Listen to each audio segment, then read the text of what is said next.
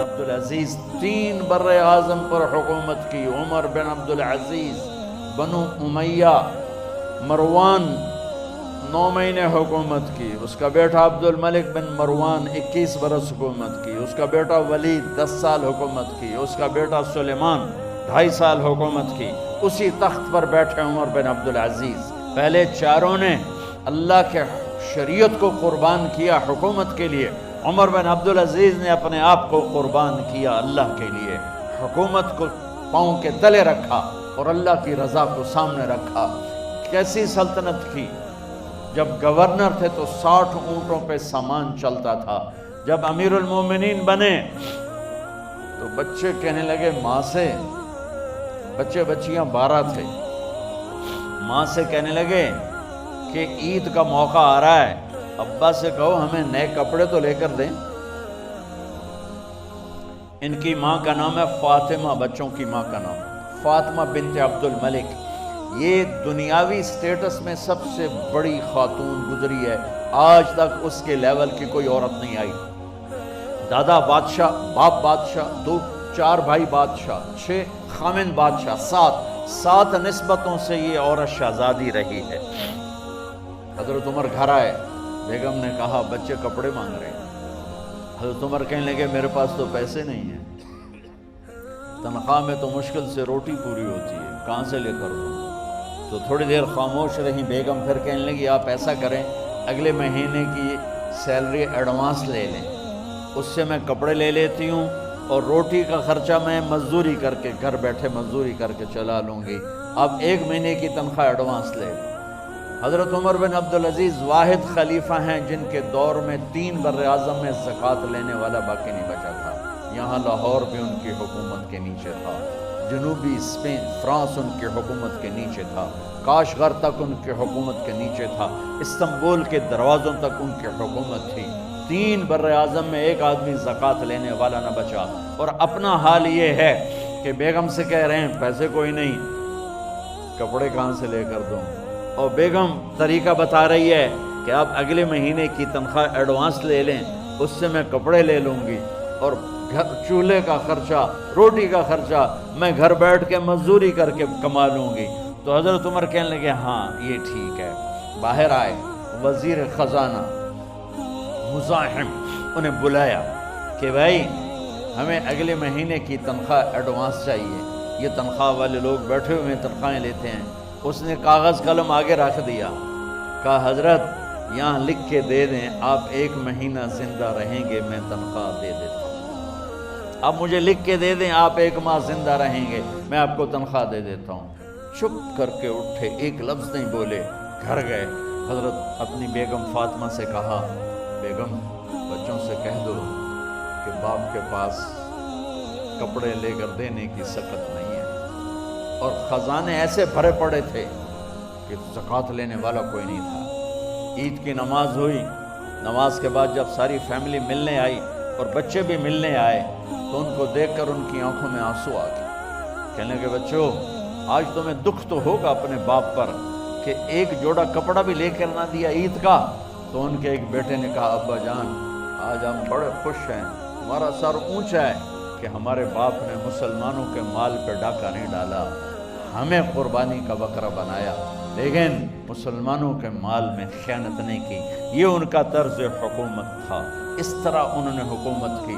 گھر میں تشریف لائے تو بیٹیوں سے بات کی تو انہوں نے منہ پہ ایسے دوپٹہ رکھا ہو، منہ پہ دوپٹہ رکھ کے بات کریں تو فرمانے لگے کپڑا تو ہٹاؤ، دوپٹہ کیوں رکھا ہوا ہے؟ تو گھر کی خادمہ زور زور سے رونے لگی، کہنے لگی امیر المومنین آج آپ کی بیٹیوں نے کچا پیاز توڑ کے روٹی کھائی ہے تو وہ اس کی بو ہے منہ میں، آپ کو بو سے نفرت ہے اس لیے منہ پہ کپڑا رکھ لیا۔ تو حضرت عمر اتنا روئے کہ ان کی داڑھی تر ہو گئی۔ کہنے لگے آخر میں جب تھوڑا آسرے میں آئے کہا میری بیٹیوں تمہارا باپ تمہیں بڑے اچھے کھانے کھلا سکتا ہے لیکن میں جہنم کو برداشت نہیں کر سکتا، میں جہنم کی آگ برداشت نہیں کر سکتا۔ اب مرنے کا وقت آ گیا۔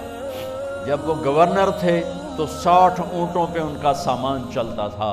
اور جب وہ امیر المومنین بنے تو عیادت کے لیے لوگ آ رہے تھے، تو صالح عیادت کے لیے آئے، فاطمہ کے بھائی، کپڑے دیکھے امیر المومنین کے تو بہن کو ایک طرف کر کے فرمایا، بڑے نیک سرداروں میں سے تھے یہ مسلمہ بن عبد الملک، کہنے لگے امیر المومنین کے کپڑے تبدیل کروا دو، لوگ پوچھنے آ رہے ہیں تو میلے کپڑے اچھا نہیں لگتا۔ کہا جی بھائی کرواتی ہوں۔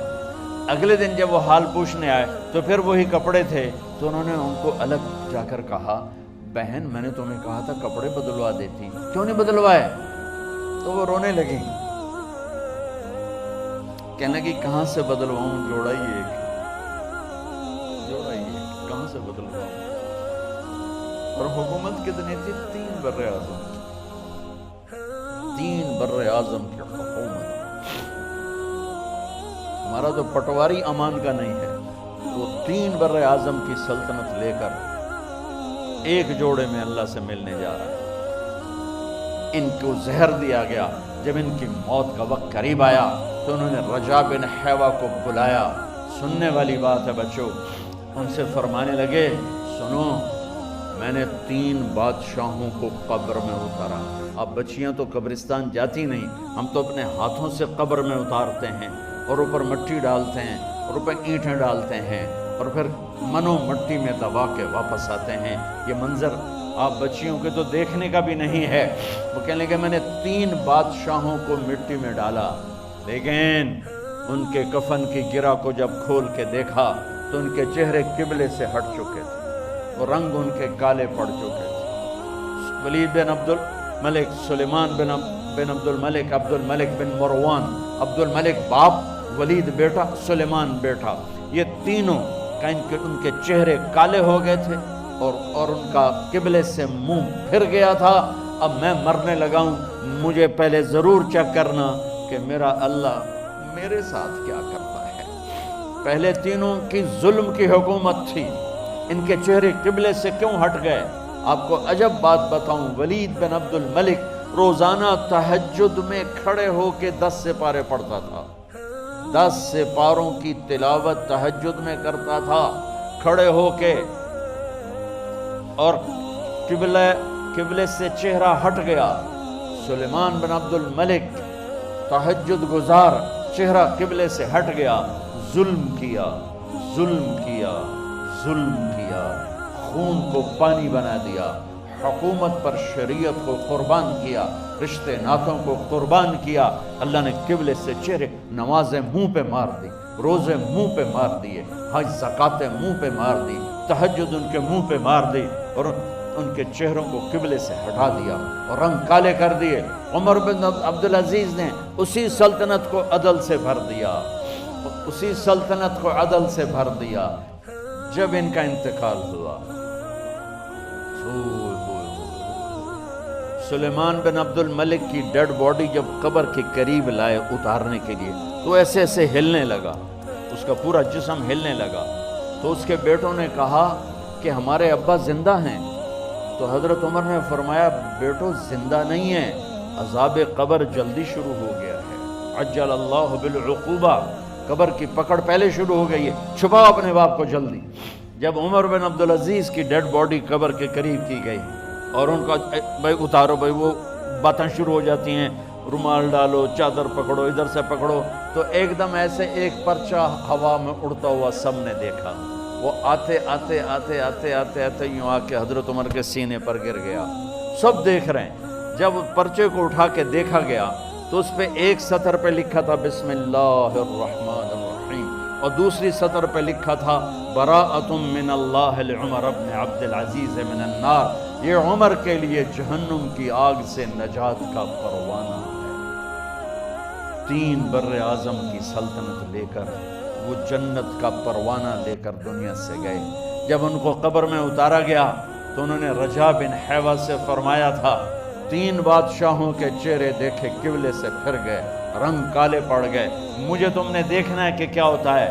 تو رجا فرماتے ہیں جب میں قبر میں اترا اور ان کے کفن کی گرہ کو کھول کے دیکھا تو چہرہ قبلے کی طرف فکس تھا، اور مجھے یوں لگا جیسے 14ویں رات کا چاند قبر میں اترا ہے۔ میرے عزیزو، طلبہ و طالبات، اللہ کو اپنی منزل بناؤ، اللہ کو اپنی منزل بناؤ، اللہ کو اپنی منزل بناؤ۔